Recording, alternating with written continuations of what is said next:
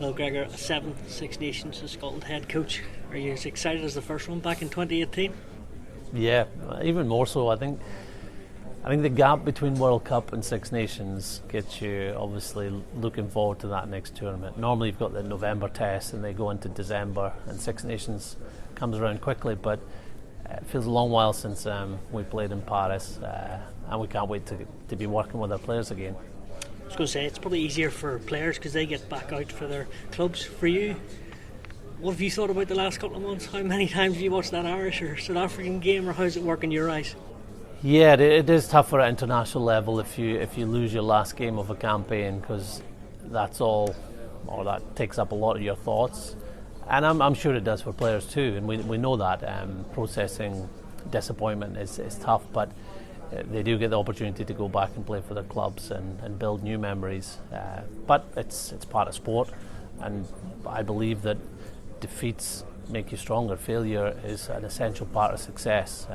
It's just making sure that you learn from those disappointments and become a better team the next time you get to play.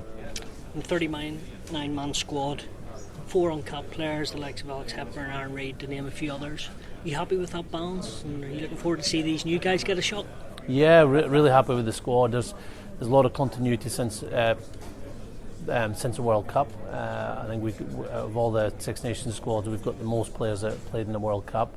So that shows that our squad is experienced, it's growing, but also good to bring in new players that have earned their place because of the form they've been in.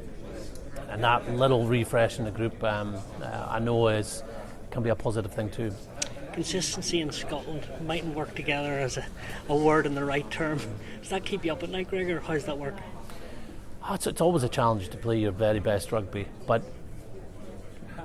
and not so much a challenge. That's an aspiration, but you're never going to get your very best performance. What you need to do is make sure that your worst performance doesn't drift too far away from your best performance, and you give a certain level of performance each time you play, so you're tough to beat. That you're going to be in a close game, even against someone on paper that's ranked ahead of you. So that's going to be the big challenge for over 5 games, but it's one that we will be working hard to reproduce. After the Ireland game in the World Cup, you were very adamant that they were growing in a really good direction, which they were obviously.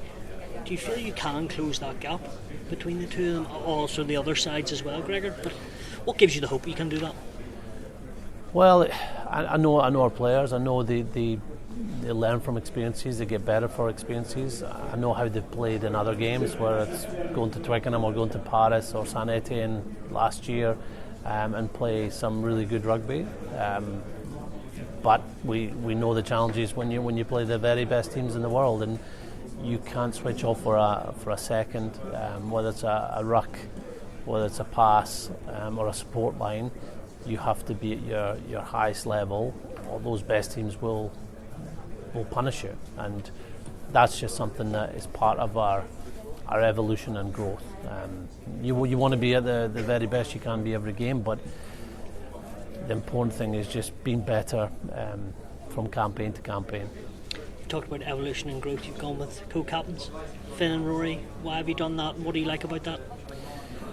Well, I think first of all it gives us a chance to grow our leadership. Two new captains. They did lead the side in the warm-up test, so we've seen them as leaders for a while now. But given that this is their first time as captain of the team officially, we thought it'd be good to share that experience, share the duties. They've got different leadership styles too, and we believe it can bring the best out of the team having them both leading. There might be someone out of the two that does more of the official captaincy duties, chatting to the ref, doing the media, leading up to a game, but it's worked for us in the past at club level. I think we've done it once at international level before, and we believe that it's the right thing for our group right now. You talked about there might be one person speaking to the referee more. Do you know who that is in your head? We'll see who's playing that first game. Finn's been very good at that when he's been vice captain, and it might be just dependent on the situation. The referee might want to speak to Rory because there's an issue about the forwards or the tackle area. So we'll be guided by the referees as well on that. And last one, with Ireland losing Sexton, or the retiring Johnny Sexton, France losing Antoine Dupont, yes, there's plenty of talent out there in the other teams. Do you see this as a real opportunity for Scotland? You've always got to believe it's an opportunity. Selection is an opportunity, playing for your country is an opportunity, but it's about delivering. And given the experiences we had, we're in a good place to put the disappointments and the positives of last year into better performances. And the goal is just doing that for 5 games against some of the best teams in the world right now. 1999, it's been a long time. Scotland's year, Gregor?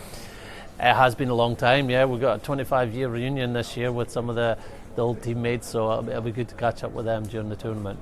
Yes, Gregor, and all the best. Thank you.